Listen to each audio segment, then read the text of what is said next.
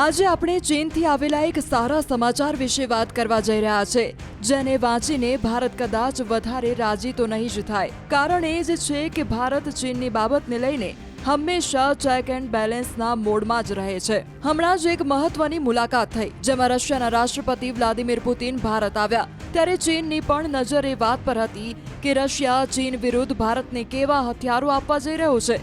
જો કે રશિયા અને ચીન પાકા દોસ્ત છે, છતાં હથિયારોના સહયોગમાં રશિયાએ હંમેશા ભારતને મોટો એડવાન્ટેજ આપ્યો છે. આ જ કારણ છે કે ભારત અને રશિયાની દોસ્તી એક અલગ લેવલ પર છે, જ્યારે ચીન અને રશિયાની દોસ્તી અલગ લેવલ પર છે. હાલમાં ચીન જબરદસ્ત દબાણમાં છે, કારણ કે અમેરિકા સતત તેના પર પ્રેશર વધારી રહ્યું છે અને આ દબાણમાંથી બહાર નીકળવા માટે ચીન ઈચ્છે છે કે તે રશિયા અને સાથોસાથ ભારત જેવા તાકાતવર દેશને પોતાની સાથે રાખીને સંતુલન જાળવે. પુતિનની 2 દિવસીય ભારત યાત્રા દુનિયાભરમાં ચર્ચાનો વિષય બની ગઈ છે. યાત્રામાં અનેક કરારો થયા અને તેમનું જે શાનદાર સ્વાગત થયું તેનાથી પુતિન ખુશખુશાલ થઈ ગયા અને તેમણે ભારતના પક્ષમાં પોતાનું સમર્થન આપ્યું અને વેપાર વધારવાની વાતો કરી. હવે સવાલ એ છે કે આ મુલાકાત પછી ચીનની શું પ્રતિક્રિયા આવી. પુતિનની યાત્રા બાદ ચીને પહેલીવાર સત્તાવાર પ્રતિક્રિયા આપી છે. પુતિને કહ્યું હતું કે રશિયા ભારત અને ચીન બંને સાથેના સંબંધોને મહત્વ આપે છે અને બંનેના દ્વિપક્ષીય મામલામાં દખલ નહીં કરે. આ વાત પર ચીનના વિદેશ મંત્રાલયના પ્રવક્તાએ કહ્યું કે ચીન, રશિયા અને ભારત આ ત્રણેય ઉભરતી અર્થવ્યવસ્થાઓ છે અને ગ્લોબલ સાઉથના મહત્વના સભ્યો છે.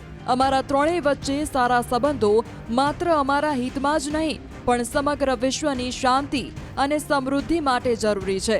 આમ ચીને સીધો ભારતને પણ સંદેશ આપ્યો છે કે તે ભારત સાથે મળીને વ્યૂહાત્મક અને લાંબા ગાળાના દ્રષ્ટિકોણથી સંબંધો સુધારવા તૈયાર છે. તેઓ ઈચ્છે છે કે સંબંધો સ્થિર રહે. એટલું જ નહીં, પુતિને ભારત ચીન સરહદ વિવાદને આંતરિક મામલો ગણાવ્યો અને તેનું ચીને પણ સ્વાગત કર્યું છે. ચીન વારંવાર એ ઇશારો કરી રહ્યું છે કે તે RIC એટલે કે રશિયા, ઇન્ડિયા, ચાઇના ફોર્મેટને ફરી સક્રિય કરવા માંગે છે, એટલે કે ત્રણેય દેશોનો ત્રિપક્ષીય સહયોગ. પણ હવે સવાલ એ થાય કે અચાનક ચીનની ભાષા કેમ બદલાઈ ગઈ છે. તો આનું મુખ્ય કારણ છે અમેરિકા અને ડોનાલ્ડ ટ્રમ્પ. ટ્રમ્પે જે રીતે ટેરિફ વોર છેડ્યું છે અને ભારત વિરોધી હોવા છતાં ભારત પર પણ ટેરિફ નાખ્યા, તેનાથી સમીકરણો બદલાયા છે. બીજી બાજુ પાકિસ્તાન, કે જ્યાં ચીનનું મોટું રોકાણ છે, તે પણ હવે અમેરિકા તરફ ઢળતું દેખાઈ રહ્યું છે, જેને જોતા ચીન સમજી ગયું છે કે અમેરિકા બીજી બાજુ જઈ રહ્યું છે, તો આપણે ભારતને સાથે રાખીને સંતુલન બનાવવું પડશે.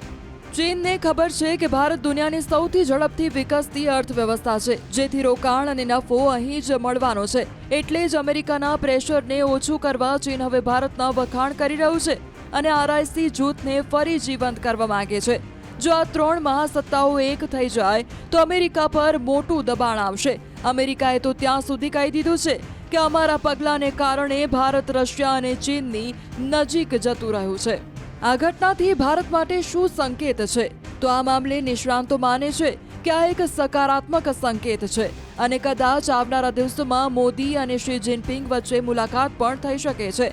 2020માં ગલવાનની ઘટના બાદ સંબંધો સાવ તળિયે બેસી ગયા હતા, પણ હવે ધીરે ધીરે વાતચીત શરૂ થઈ છે અને ચીનના સૈનિકો પણ પાછળ હટ્યા છે. હવે ચીન ભારતની તાકાત પરખી ગયું છે અને તેને ખબર છે કે પશ્ચિમના દેશો પણ ભારત તરફ જોઈ રહ્યા છે. જો અહીં સંબંધો બગડ્યા તો ભવિષ્યમાં ચીનને નુકસાન જશે. જો કે નિષ્ણાંતોનો સ્પષ્ટ અભિપ્રાય છે કે ચીન પર આંખ બંધ કરીને ભરોસો ન કરી શકાય. ચીન સાથે હંમેશા ચેક એન્ડ બેલેન્સની નીતિ જ રાખવી પડે અને ભારત પણ આ જ કરે છે. તેમના નિવેદનો પર ભારત બહુ ઉત્સાહિત નથી થતું, બસ શાંતિથી સાંભળે છે અને પરિસ્થિતિનું મૂલ્યાંકન કરે છે. છેલ્લે આખી વાતનો સાર એ છે કે ગેમ બહુ મોટી છે બોસ. પુતિનની યાત્રા અને ચીનનું આ વલણ બતાવે છે કે જો આ ત્રણેય મોટા ખેલાડીઓ એક સાથે આવ્યા તો અમેરિકાના પરસેવા છૂટી જશે.